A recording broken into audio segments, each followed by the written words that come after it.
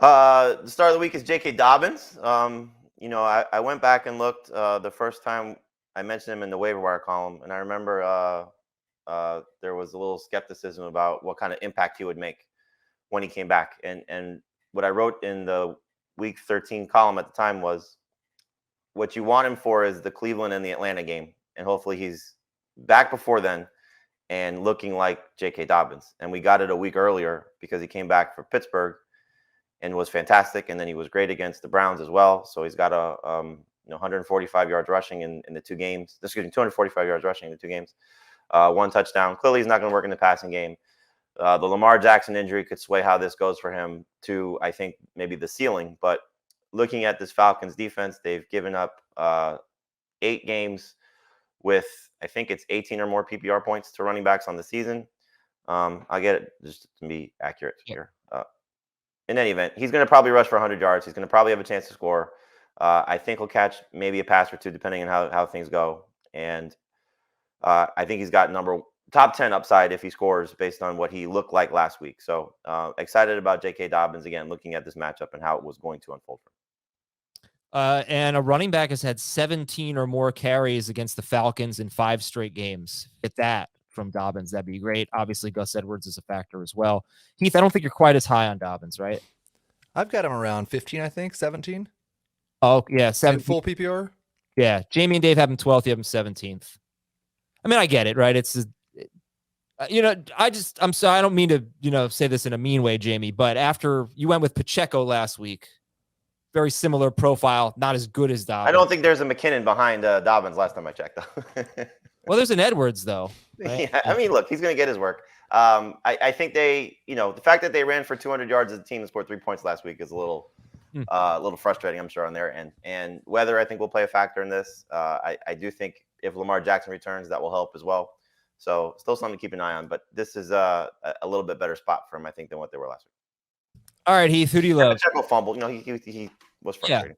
Yeah, Pacheco. Yeah, right. Go ahead. Well, Gardner Minshew's playing football, so I think we should probably put Gardner Minshew in this spot. He's a top 10 to 12 quarterback, depending on the time of day that I update my quarterback rankings. Kind of go back and forth between him, Dak Prescott, Kirk Cousins, and Daniel Jones. Those 4 populating basically QB 9 through 12 in my rankings. And maybe if I get concerned enough about the weather, it'll be 8 through 11 because I might have to move Trevor Lawrence behind them. But like the fact that he'll be playing in controlled conditions, I'm leaning towards those guys a little bit more. He's been a low-end number 1 quarterback basically his entire career whenever he started.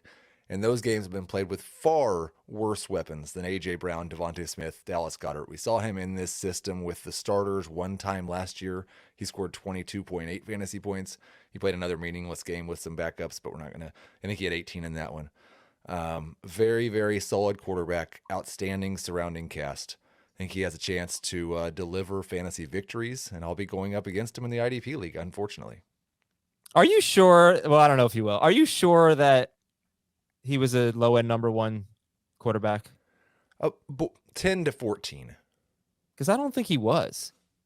I had him as like top 20 one year, about 16th one year. The problem is every year he's had partial games because they jerked him around because they were trying the second year they were trying to tank and he was too good. Yeah. And the first year they had the Nick Foles thing where he played a couple half games. I believe if you look at the games where Gardner Minshew played all of the snaps, he's been somewhere between 10th and 14th on a per game basis. Well, that's good to know. Yeah, I mean, for me, it's Minshew. It's Minshew Lawrence. I mean, you love him. You like him more than Geno Smith. I did. Oh, I don't like him more than Geno Smith. I didn't see Geno Smith was available on waivers, and I picked up Minshew instead, and I hate myself for it. Anyway, who are we avoiding, Jamie? All the guys basically in the passing game for the Browns and the Saints. It's just going to be ugly. That's the weather game I think you got to worry about the most. And there's also the question marks to begin with, besides the weather. Deshaun Watson hasn't been a great fantasy quarterback in the 3 games that he's played. Amari Cooper has struggled with him.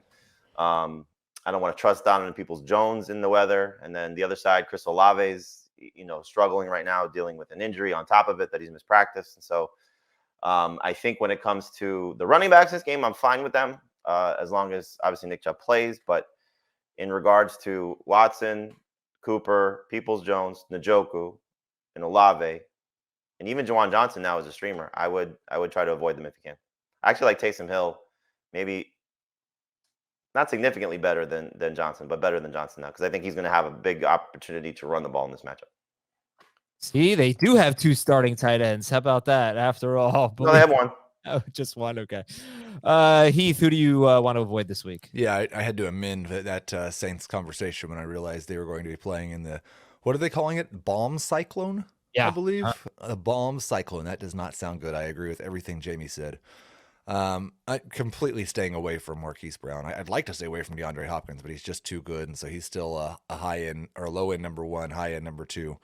But I think this Cardinals pass game is going to be pretty awful with Trace McSorley running things. And so Marquise Brown, not a top 36 wide receiver in any format for me.